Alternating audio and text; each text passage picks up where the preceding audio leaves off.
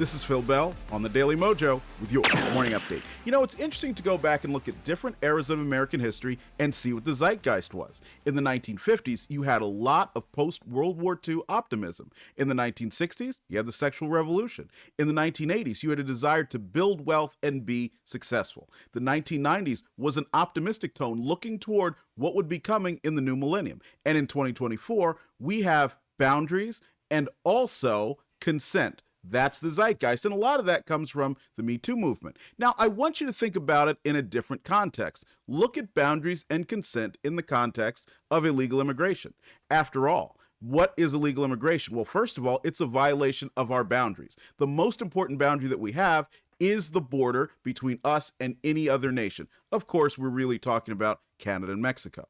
But also, there is the consent that we give for people to come here. And when you come here illegally, you are coming here without our consent. Now, of course, there does need to be reform in the immigration system. Now, I don't mean the kind of reform that just lets anybody and everybody in for any reason. The first step to that reform has to be stopping all of those people who are already citizens from mooching off of those of us who work hard and pay taxes, because there's way too many of them. And they should be taking a lot of the jobs that they always say Americans won't do.